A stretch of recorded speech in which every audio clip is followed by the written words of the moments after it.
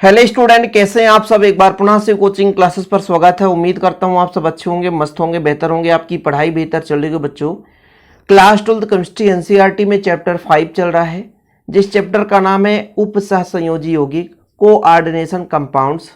2024 का टारगेट में रखते हुए हम निरंतर आपको वीडियोज लेक्चर प्रोवाइड कर रहे हैं, जिसमें आज आप लोग सीखने वाले हैं VBT बैलेंस बॉन्ड थ्योरी, संयोजकता बंध सिद्धांत।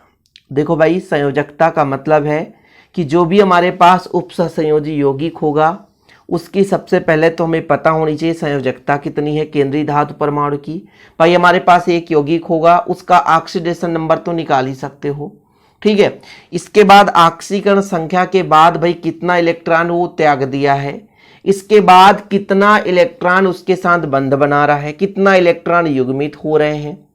इसी सिद्धांत को भाई साहब पॉलिंग ने सन 1930 में प्रतिपादित किया कि हमारे पास एक केंद्रीय धातु परमाणु है, ठीक है, जिसके साथ लिगेंड जुड़े हैं, ठीक है, आयन में कोई परमाणु जुड़ा हुआ है।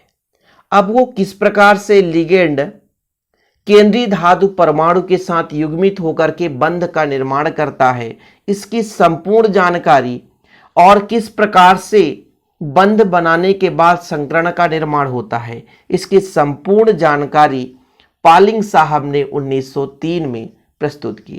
साथ में उन्होंने यह भी बताया कि कौन सा हमारा उपसहसंयोजी यौगिक है जो कि अनुचुंबकीय प्रवृत्ति का है या प्रतिचुंबकीय प्रवृत्ति का है। तो सब कुछ आज के इस लेक्चर में पूरा डिटेल्स आप लोग सीखने वाले हो, लेकिन इसके पहले तो भाई साहब आपको यही पता होना चाहिए ना कि उपसहसंयोजी यौगिक होता कैसे है। सर अभी तक हमने देखा ही नहीं, तो ये फिर आपकी भूल है। इस चैप्टर में सबसे महत्वपूर्ण क्वेश्चन किस बिंदु से आता है, तो सबको पता होना चाहिए उपसहसंयोजी यौगिक के IUPAC नामनक्लेचर से। यदि आपसे उपसहसंयोजी यौगिक का IUPAC नामनक्लेचर बन रहा है, चाहे वो नाम से सूत्र लिखना हो या सूत्र से नाम लिखना हो, तो फिर समझो कि मैक्सिमम 80% आपका इस चैप्टर का सिलेबस खत्म है। तो नामकरण जरूर तैयार कर लें बच्चों। इसके पहले हमने बर्नर का सिद्धांत कराया था और आज यहां पर हम बात करेंगे संयोजकता बंध सिद्धांत, VBT थ्योरी। पहला जो क्वेश्चन बनता है कि संयोजकता बंध सिद्धांत किसने दिया था, यदि एक लाइन में क्वेश्चन आ जाता है, सत्य असत्य में आ सकता है किसी प्रकार से, तो ये चीज आपको याद रखना चाहिए। L पॉलिंग साहब थे। कौन थे बच्चों? इस सिद्धांत का प्रतिपादन L पॉलिंग द्वारा सन 1930 में किया गया। इन्होंने उपसहसंयोजी यौगिक का विस्तृत अध्ययन किया। जैसे हमारे पास एक उपसहसंयोजी यौगिक है बच्चों, ये क्रोमियम है, इसमें 3 लिगेंड जुड़ा है, ठीक है, 3 लिगेंड नहीं 6 लिगेंड जुड़ा है, NH3, और यहां पर 3 पॉजिटिव है। अब इस यौगिक का विस्तृत अध्ययन किया उन्होंने और बताया क्या क्या कि भाई ये क्रोमियम किस प्रकार से इसके साथ बंध बनाने के लिए इसको अपनी घर में किस प्रकार से उपस्थिति देता है। फिर ये बताया कि ये हमारे घर में आके बस रहा है तो किस प्रकार से कमरे में रह सकता है, ठीक है, ये चीज भी बताया। फिर उन्होंने ये भी बताया कि ये जब ये यहां पर क्या करेगा, युग्मित होगा, इसके साथ बंध बनाएगा, तो इस बंध के आधार पर इसकी प्रवृत्ति कैसी है, अनुचुंबकीय या प्रतिचुंबकीय। साथ में बच्चों जो आपका केंद्रीय धातु परमाणु है, इसमें कौन से कक्षक भाग लेते हैं, तो इनके बारे में अध्ययन करा उन्होंने। भाई ये सारी चीजें पता होनी चाहिए ना कि किस प्रकार से भाई ये क्रिया करता है। तो इसके बारे में उन्होंने कहा कि संयोजकता के आधार पर बंध बनाता है लिगेंड केंद्रीय धातु परमाणु के साथ, इसलिए तो इसको बोलते हैं संयोजकता बंध सिद्धांत। मतलब केंद्रीय धातु परमाणु के पास कितनी क्षमता है संयोग करने के लिए और फिर बंध बनाने के लिए, लिगेंड कितना इलेक्ट्रॉन देता है तो बंध का निर्माण होता है। उसी का संपूर्ण अध्ययन करके उन्होंने अपना एक सिद्धांत दे दिया जिसे कहते हैं संयोजकता बंध सिद्धांत।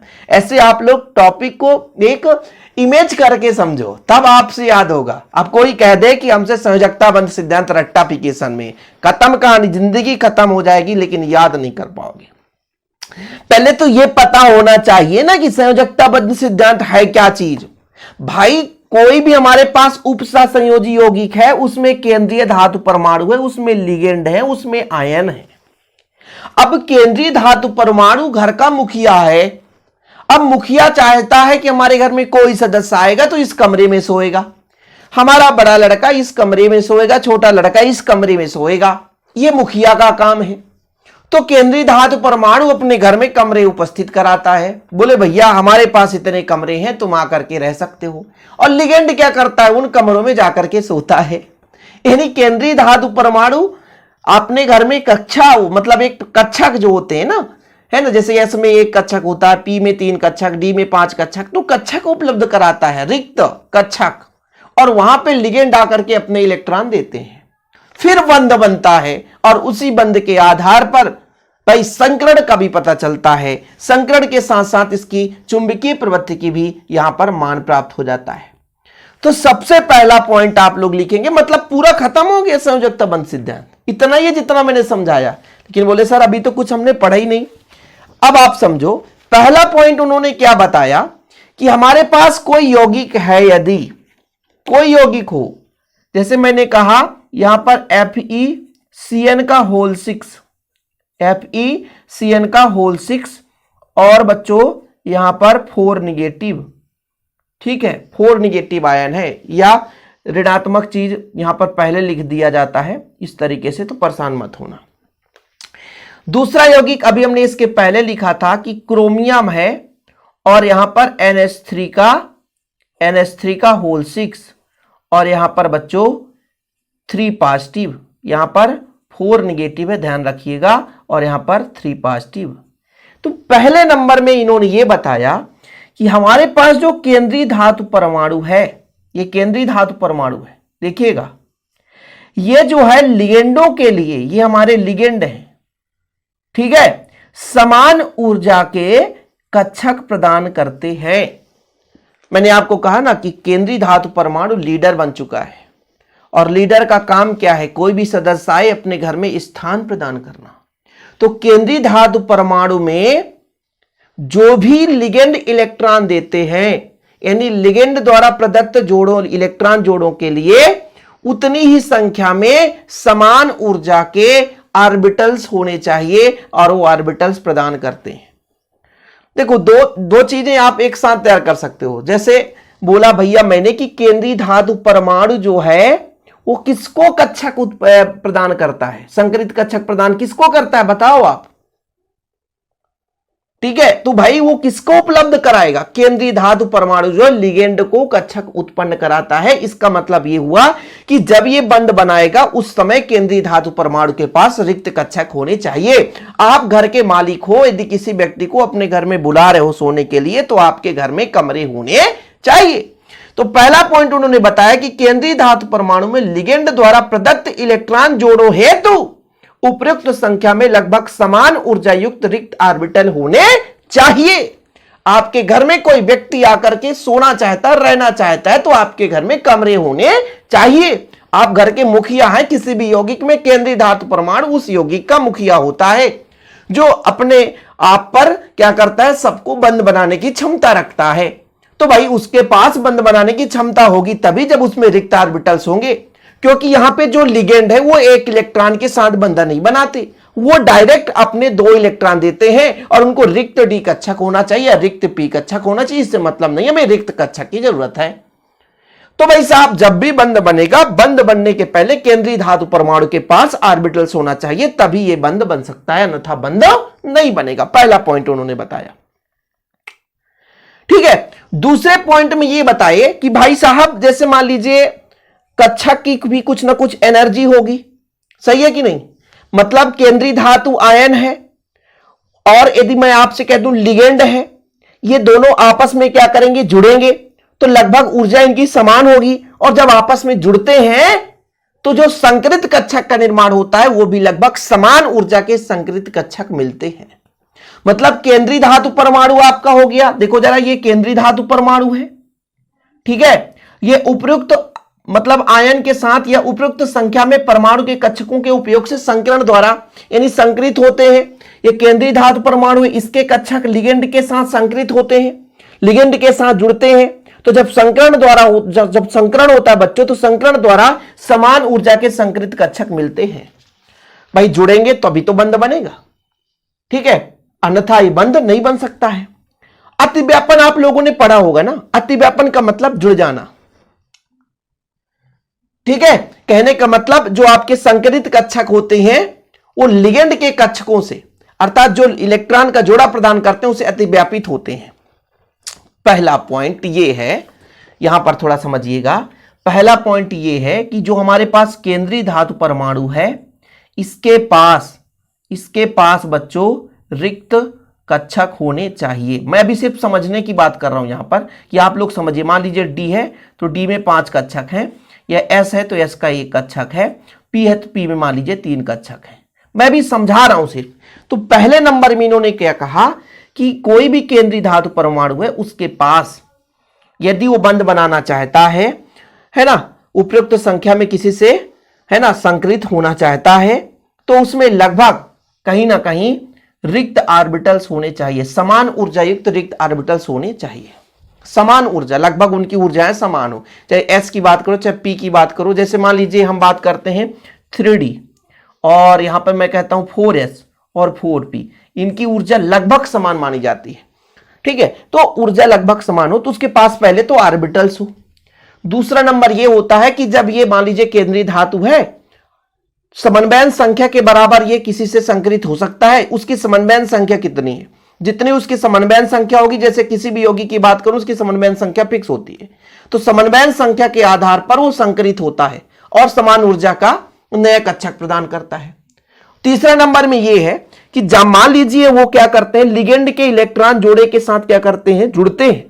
संकरित कक्षक जो होते हैं, कहने का मतलब एस जो आपका केंद्रीय धातु परमाणु है उसके कक्षक और जो आपके लिगेंड आ रहे हैं उनके कक्षक आपस में जुड़ते हैं, तो वहां पर अतिव्यापन होता है। क्या होता है बच्चों, अतिव्यापन होता है। और जब अतिव्यापन होता है तो इसमें कक्षक प्रयुक्त होते हैं। क्या प्रयुक्त होते हैं, कक्षक प्रयुक्त होते हैं। यदि कक्षक प्रयुक्त नहीं होंगे तो कहीं ना कहीं भाई बंध नहीं बन सकता। घुमा फिरा करके सब कुछ वही कह रहा है। पहले पॉइंट में बोला कि भाई हमारे पास जो मुखिया साहब है उनके पास रिक्त डी ऑर्बिटल्स होने चाहिए या रिक्त कक्षक होनी चाहिए। दूसरे नंबर में बोला कि हाँ भाई जब वो लिगेंड से क्रिया करेंगे समान ऊर्जा के कक्षक का निर्माण करेंगे। तीसरे नंबर में कहा उन्होंने कि भाई साहब संकृत कक्षक लिगेंड के कक्षक से जब जुड़ते हैं जो कि जोड़ा प्रदान करता है तो अतिव्यापित होते हैं, मतलब एक दूसरे से ओवरलैपिंग हो जाते हैं, टच हो जाते हैं, एकदम संपर्क में आ जाते हैं, जैसे दो मित्र आपस में गले लग जाते हैं। ठीक है, तो पहला पॉइंट आप लोगों को क्लियर हो गया, 3 पॉइंट क्लियर हो गया होगा। चौथा पॉइंट भी आसानी से क्लियर होगा। केंद्रीय धातु परमाणु में लिगेंड के द्वारा प्रदत्त इलेक्ट्रॉन जोड़ों हेतु उपयुक्त संख्या में लगभग समान ऊर्जा युक्त रिक्त ऑर्बिटल्स होनी चाहिए, मतलब जो केंद्रीय धातु परमाणु उसमें ऑर्बिटल्स होनी चाहिए। पहला पॉइंट का हमने। दूसरा पॉइंट यह है कि केंद्रीय धातु उपयुक्त संख्या में कक्षकों से उपयोग से संकरण करता है और लगभग समान ऊर्जा के नए संकृत कक्षक का निर्माण करता है। दूसरा पॉइंट हुआ। तीसरा पॉइंट यह था बच्चों कि संकृत कक्षक की जो इलेक्ट्रॉन जोड़ा प्रदान करते हैं उनके साथ क्या करता है, संकृत कक्षक लिगेंड के कक्षक के साथ अतिव्यापित करता है, मतलब जुड़ता है। फिर जब संकरण हो गया, संकरण का मतलब जो आपके लिगेंड है उनके इलेक्ट्रॉन कहां चले गए हैं, केंद्रीय धातु परमाणु के साथ। संकरण प्रक्रिया में बाह्य कक्षक, चाहे मैं बात करूं एनडी की बात करूं, यानी अंतिम वाला कक्षक, वह उसके अंदर n-1 डी कक्षक, दोनों प्रकार के डी कक्षक प्रयुक्त हो सकते हैं। मतलब जैसे कोई हमारे पास केंद्रीय धातु परमाणु है, ये पहला कोष, दूसरा कोष, तीसरा कोष, चौथा कोष, पांचवा कोष, तो मान लीजिए 5D वाला भी है तो 4D वाला भी, यानी 5D आपका बाहर वाला है और 4D आपका उसके अंदर वाला है, मतलब दोनों के डी कक्षक प्रयुक्त में हो सकते हैं। बाह्य कक्षक संकुल उच्च चक्रण तथा आंतरिक कक्षक संकुल निम्न चक्रण के संकुल में पाए जाते हैं। संकरण के पूर्व कभी कभी n-1 डी कक्षकों में युग्मन हो जाता है, जिससे कुल n-1 डी कक्षक पूर्व से रिक्त प्राप्त हो सके। इसका पॉइंट आप बहुत अच्छे तरीके से समझोगे। देखो मैं समझाऊंगा, आप निश्चिंत रहें।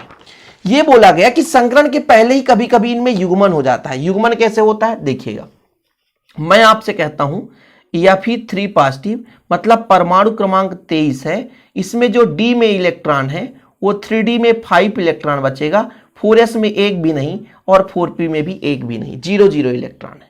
मैं सिर्फ आपको समझाना चाहता हूं थोड़ा सा। डी में 5 कक्षक होंगे, पहली बात। तो यदि मैं हुंड के नियम के आधार पर आपसे कहूं तो आप कहोगे सर कि हुंड के नियम से आप इनमें पहले 1-1 इलेक्ट्रॉन भर दो। तो मैंने कहा ठीक है यार, 1-1 इलेक्ट्रॉन भर दिया, और इनमें तो है ही नहीं है। लेकिन होता क्या है कि कुछ लिगेंड आकर के इनको धक्का देते हैं, बोले अरे भाई अभी मेरे पास यहां पर मान लीजिए कितने खाली हैं आयरन के पास, 4 हैं। बोले हम तो 6 आ रहे हैं यार, हम तो 6 आ रहे हैं और आपके पास 4 है, तो एक काम करो तुम अरेंजमेंट कर लो। भाई जो लिगेंड आता है, ध्यान रखिए थोड़ा सा, जो लिगेंड आता है जो केंद्रीय धातु परमाणु के साथ युग्मित होता है, केंद्रीय धातु के कक्षकों में जो संयुग्मित होता है, भाई ये दोनों इलेक्ट्रॉन साथ में रहते हैं, वो जोड़ा इलेक्ट्रॉन देता है और जोड़ा साथ में रहते हैं। तो ऐसा नहीं आ सकता कि आकर के इनमें बंट जाए, तो फिर इनमें क्या होता है, युग्मन होता है। बोला यह गया कि डी कक्षक में कभी कभी युग्मन हो जाता है। युग्मन का मतलब क्या होता है बच्चों, कि मान लीजिए इसमें 3 है इलेक्ट्रॉन, 3 भर गए और ये 2 उठ करके इनके साथ युग्मित हो गया, तो देखो 2 कक्षक और खाली हो गया, इसके पास एक और थे और इसके पास 3, तो टोटल कितने हो गए, 6 खाली हो गए। यहां पर केवल 4 ही खाली थे। यहां पर जब युग्मन हो गया, इलेक्ट्रॉन यहां पर आ गए, अपने निम्न चक्रण में आ गए, तो फिर ज्यादा रिक्त कक्षक उत्पन्न हो गया और वहां पर ज्यादा मात्रा में लिगेंड क्या है, क्रिया कर सकते हैं। भाई लिगेंड का एक प्रॉपर्टी है, वो जोड़ा में ही इलेक्ट्रॉन देगा और जोड़ा में देगा तो जोड़ा में ही आकर व्यवस्थित होंगी। ये ऐसा नहीं है कि भाई तुम एक इस कक्षक में डाल दो, एक, उनका एक नियम है कि मियाँ बीबी आएंगे वो साथ में ही रहेंगे। जैसे होटल में अपने घर में आपके मम्मी पापा जाएंगे तो साथ में रहेंगे, अलग अलग तो नहीं रह सकते। आप अपने भाई बहन के साथ जाओगे, बोले भाई हमारा कंडीशन है हम होटल में रहेंगे तभी जब हम अपने साथ में कमरे में रहेंगे। आप अपने फैमिली के साथ जाएंगे कभी घूमने, तो यही ना बोलेंगे कि हम अपने फैमिली के साथ जाए। ऐसा थोड़ी ना कि हम एक किस्म भैया तुम एडजस्ट कर लो, तुम्हारा ऐसा नहीं होता भाई। परिवार के साथ ऐसा खिलवाड़ नहीं होता। अपने गुरुजी के साथ जाओगे, बोले हम गुरुजी को छोड़कर रहेंगे, ऐसा नहीं है, हम साथ में आए साथ में रहेंगे। तो लिगेंड की एक प्रॉपर्टी है कि भैया हम जोड़ा में इलेक्ट्रॉन दे रहे हैं, लेकिन हमारे पास एक जोड़ा यदि आ रहा तो उसको एक सेपरेट कक्षक चाहिए। यदि सेपरेट कक्षक नहीं है तो फिर समझो हम तुम्हारे साथ बंध नहीं बना सकते। तो इसीलिए भाई साहब सेपरेट बंध बनाने के लिए संकरण के पूर्व ही कभी कभी n-1 डी कक्षक में क्या हो जाता है, युग्मन हो जाता है, जिससे प्रबलता से लिगेंड जो है वो, ऐसे कुछ लिगेंड हैं जो कि धक्का देते हैं। वो धक्का देने वाले लिगेंड मैं यहां पर बताता हूं, ठीक है। ये देखो जरा, प्रबल लिगेंड जिसे कहते हैं, जो धातु परमाणु के इलेक्ट्रॉन को युग्मित कर देते हैं। Carbonyl Cl1 negative, NO2 negative, ठीक है। एथिलीन डाइअमीन NH3 है, ठीक है। यहां पर आपका, यहां पर बच्चों NS थायोआइसोसाइनेट है, 1 निगेटिव है ये। तो ये आपके कुछ ऋणात्मक ऐसे प्रबल लिगेंड है जो कि धक्का देते हैं। धक्का क्या देते हैं कि भाई साहब हम तुमको धक्का देंगे, तुम अपने अंदर एडजस्टमेंट कर लो, ठीक है। इसके बाद लास्ट पॉइंट ये है बच्चों कि यदि संकुल में अयुग्मित इलेक्ट्रॉन है, अयुग्मित तो अनुचुंबकीय होगा, ठीक है, और लेकिन यदि पूर्ण रूप से युग्मित है तो प्रतिचुंबकीय होगा। पूर्ण रूप से युग्मित का मतलब भाई हम पूरा बंद बना के रखे, हमें किसी इलेक्ट्रॉन की आवश्यकता नहीं है, तो हम आकर्षित नहीं करेंगे, ना खींचेंगे ना खींचने देंगे, ठीक है। लेकिन अनुचुंबकीय में यदि कोई अयुग्मित इलेक्ट्रॉन है तो जानते हो ना, जिसके पास दोस्त नहीं होता, लालायित होता, कोई मिल जाए, कोई हमसे बात करे, कोई दोस्ती कर ले, यही कंडीशन होता है। मान लीजिए आपके पास कोई गर्ल या बॉय, कोई दोस्त नहीं है, कोई फ्रेंड्स नहीं है, मान लीजिए, ठीक है। अब अन्यथा गलत मत लीजिए, क्योंकि लड़का भी एक दोस्त होता है, लड़की भी एक दोस्त होती है, दोनों में दोस्ती का मतलब अलग अलग है। लोग सोचने वाले इसको कई नजरियों से सोच सकते हैं, लेकिन इतना तो ध्यान रहे कि भाई दोस्ती सब में होती है। अब मान लीजिए हमारे पास कोई दोस्त नहीं है, ना गर्ल में ना बॉय में, कोई भी नहीं है, तो फिर हम सोचेंगे यार कि कोई फ्रेंड मिल जाए। क्लास में अकेले बैठे बैठे बोर हो जाते हैं, अपनी बातों को, अपने विचारों को शेयर नहीं कर पाते हैं, तो फिर हम क्या करें, किसी को खींचने की कोशिश करेंगे, सोचेंगे कि हमारे पास आ जाए या उसके पास हम खींच सकते हैं। कोई आपसे अच्छे से प्रेम से बात करने लग जाए, प्यार से व्हाट्सएप में चैटिंग करने लग जाए, तो आप उसके प्रति है ना थोड़ा सा अपना रुझान रखने लगेंगे और कहीं ना कहीं आपके मन में उनके लिए प्रेम भावना जागृत हो जाएगी। तो यही चीज होता है इलेक्ट्रॉनों में भी, कि कक्षक में भी एक एक इलेक्ट्रॉन है ना, तो उनमें किसी को खींचने की या किसी के पास खींचने की क्षमता हो जाती है, तो अनुचुंबकीय प्रवृत्ति के हो जाते हैं।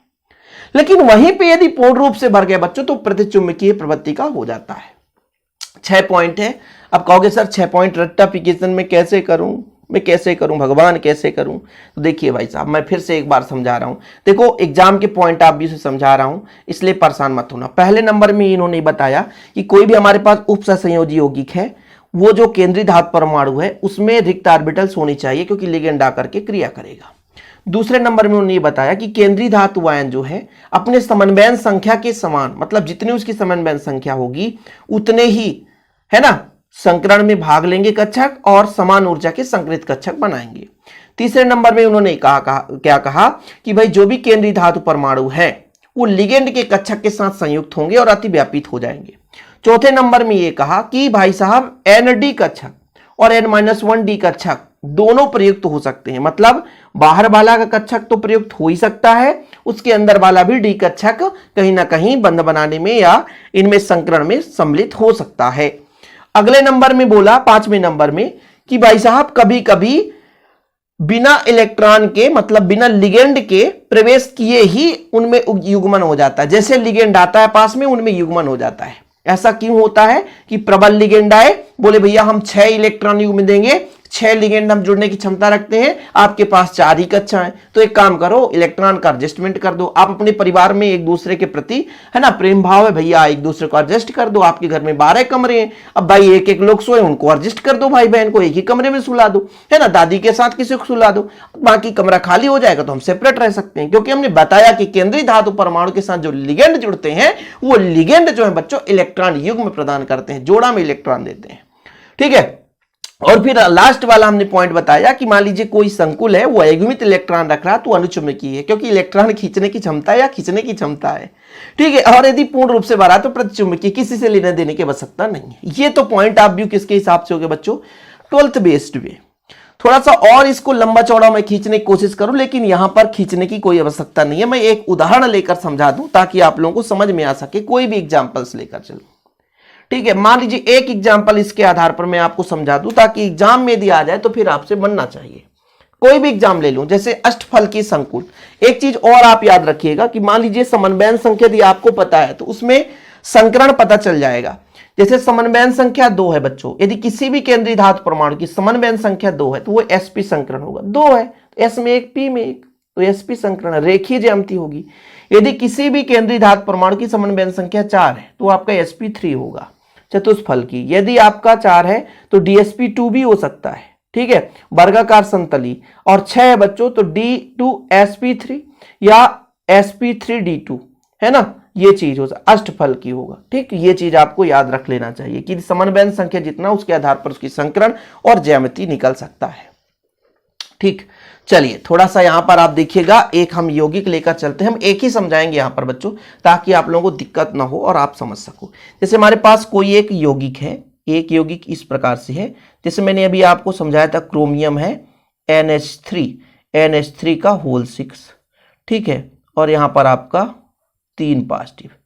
इसका ऑक्सीकरण संख्या मैं आपको निकालना सिखा दूं। इसका ऑक्सीकरण संख्या कैसे निकालोगे, किस अवस्था में है ये। देखो क्रोमियम को X मानेंगे, NH3 6 है लेकिन प्रत्येक उदासीन है तो 0 हो जाएगा। ठीक है, बराबर में बच्चों आपका आयन में 3 है तो +3, तो X बराबर आपका +3 आया है। X बराबर आपका +3 आया है। अब यहां पर बच्चों मैं आपसे कह दूं क्रोमियम का इलेक्ट्रॉनिक विन्यास, क्रोमियम का इलेक्ट्रॉनिक विन्यास मैं किन के आधार पर समझा रहा हूं, पॉलिंग के आधार पर समझा रहा हूं। और कौन सा सिद्धांत समझा, संयोजकता बंध सिद्धांत समझा रहा हूं, किस प्रकार से बंध बनाता है। बोला क्रोमियम है, परमाणु क्रमांक तो 24 होता है। ठीक है, अपवाद में है, ये अपवाद में है, सबको पता है कि भाई 1s2 2s2 2p6 3s2 3p6 3p6, फिर हमारा 3d5 हो जाता है और 4s में 1, एक इलेक्ट्रॉन यहाँ आ जाता है, इसलिए बोला अपवाद है, और 4p में 0 इलेक्ट्रॉन। लेकिन बच्चों ये 3 पॉजिटिव में है तो क्रोमियम जो है वो 3 पॉजिटिव में है। 3 पॉजिटिव का मतलब उसके पास इलेक्ट्रॉन की कमी है। पॉजिटिव में यही होता है इलेक्ट्रॉन की कमी, तो 3 इलेक्ट्रॉन की कमी है। अब इसका इलेक्ट्रॉनिक विन्यास क्या हो जाएगा, तो यहाँ पर इलेक्ट्रॉनिक विन्यास यहाँ तक सेम रहेगा बच्चों। यहाँ पे 3 इलेक्ट्रॉन यहाँ पे घटेंगे, तो 1 इलेक्ट्रॉन यहाँ से घटेगा, 2 इलेक्ट्रॉन यहाँ से घटेगा, तो आपका बचेगा यहाँ पर सेम है। ठीक है, मैं उसको नहीं लिख रहा हूँ। 3d कितना बचेगा बच्चों, यहाँ से 2 इलेक्ट्रॉन घटेगा तो यहाँ 3 बचेगा, 1 इलेक्ट्रॉन यहाँ से घट जाएगा, तो 4s में 0 और 4p में आपका कितना हो जाएगा, 0 हो जाएगा। अब इतना क्लियर है, कोई दिक्कत तो नहीं है बच्चों। अतः मैं यदि आपसे कह दूं कि क्रोमियम थर्ड, यानी थर्ड का मतलब 3 पॉजिटिव, आयन का यदि मैं आपसे हुंड के आधार पर समझाऊं तो हुंड के आधार से आप कहोगे कि सर डी में जो है वो 5 कक्षक होते हैं, एस में आपके 1 कक्षक होते हैं और पी में 3 कक्षक होते हैं। अभी फिलहाल इतना समझो कि भाई साहब इनमें इतने इतने कक्षक होते हैं। अब ये बताओ डी में कितने इलेक्ट्रॉन है? डी में 3 इलेक्ट्रॉन है। ठीक है, चल रहा है आगे, ठीक ठाक है ना। तो डी में 1 इलेक्ट्रॉन, दूसरा इलेक्ट्रॉन, तीसरा इलेक्ट्रॉन, इनमें 0 है, इनमें कुछ भी नहीं है। अब इससे मैं कह दूं कि संकरित कक्षक इसमें कितने हैं, जरा बताओ। 1 2 3 4 5 ही हैं यार। कोई बात नहीं, अभी आप समझो। 1 2 3, ठीक है, और 4 5 6, सही है, सही है। संकरित कक्षक आपसे पूछा जाए कि संकरित कक्षक कौन कौन से हैं, बताया था ना कि समान ऊर्जा के संकरित कक्षक प्रदान करते हैं, लगभग इनकी ऊर्जा समान है। फिर से यहाँ पर थोड़ा सा बना रहा हूँ डी का। डी के कितने बच्चों? 5 हो गए। ये एस का 1 है और ये आपका पी का है।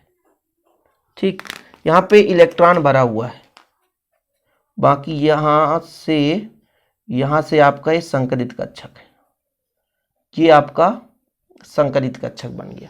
मतलब इतने कक्षक जो संकरित कक्षक है यही अतिव्यापित करेंगे। अब देखो जब संकरित होंगे तो ये होंगे किस प्रकार से, जैसे मैं कहा कि क्रोमियम है NH3 का होल 6 और 3 पॉजिटिव, इसका मतलब ये हुआ कि 6 लिगेंड यहां पर आकर जुड़ेगा। कितना लिगेंड बच्चों? 6 लिगेंड। कितने होते हैं? 1 2 3 4 5 हो गए ना। ये आपका एस का 1 कक्षक और ये पी का 3 कक्षक। तो भाई साहब मैंने आपको पहले ही बताया था, मान लीजिए इनमें इलेक्ट्रॉन भरा हुआ है, इससे मतलब नहीं है। हमारा जो यहाँ पे लिगेंड है वो जोड़ा में आता है, तो ये आपके 2 इलेक्ट्रॉन भर गए, ये 2 इलेक्ट्रॉन भर गए, ये 2 इलेक्ट्रॉन भर गए, ये 2 इलेक्ट्रॉन भर गए, ये 2 इलेक्ट्रॉन भर गए, ये अतिव्यापित हो गया। फिर संकरण कैसे हुआ? यहाँ पर देखो डी का 2 हो गया, एस का 1 हुआ और पी का 3, D2sp3 या sp3d2 इसी को तो बोलते हैं। और इसी की संरचना जो हो जाएगी वो अष्टफल की होगी। अब इसमें संकरण मैं आपसे बता ही दिया, संकरण क्या आ गया? sp3d2। भाई इस सिद्धांत के आधार पर संकरण निकाल दिए। संरचना कैसी होगी बच्चों? इसकी संरचना अष्टफल की होगी, अष्टफल की होगी, ये संरचना भी बता दिया आपने। ऐसे ही ये IIT JEE की क्वेश्चन है, ठीक है। यदि मैं आपसे कह दूं इसकी समन्वयन संख्या कितनी होगी, समन्वयन संख्या भी निकाल सकते हो। संकरण में समन्वयन संख्या आपकी 6 हो जाएगी। और इसकी प्रकृति कैसी होगी? प्रकृति तो देखो बच्चों, अयुग्मित इलेक्ट्रॉन है ना, हाँ, तो ये अणुचुंबकीय होगा। क्या हो जाएगा? अणुचुंबकीय हो गया। देखो ऑब्जेक्टिव क्वेश्चन यहां से बनते हैं। अब आपको पूरा निचोड़ समझ में आया होगा कि संयोजकता बंध सिद्धांत है क्या, कि भाई संरचना भी पता चल गया, संकरण भी पता चल गया, समन्वयन संख्या भी पता चल गया और प्रकृति भी पता चल जाता है। इस प्रकार से किसी भी यौगिक का आप निकाल सकते हो। संयोजकता बंध सिद्धांत यार आप लोग समझ के होंगे, इसको रटने की बात तो है ही नहीं है, इसको बेसिक से समझने की बात है। जो बच्चा समझेगा वही चीज इसको क्लियर कर पाएगा, अन्यथा तो रटने वाले रटते रह जाते हैं, कुछ समझ में नहीं आता है। आज के लिए इतना ही बच्चों, मिलते हैं अगले वीडियो के साथ। लेकिन प्लीज आप लोगों को नोट्स लेना है तो कॉन्टैक्ट नंबर मैं आपको दे दूंगा, 9685299149, 9685299149, ये मेरा पर्सनल नंबर है, कांटेक्ट कर सकते हैं आप लोग। डिस्क्रिप्शन पे ऐप का लिंक मिल जाएगा, वहां पे ऐप के साथ जुड़ सकते हैं। जय हिंद, वंदे मातरम।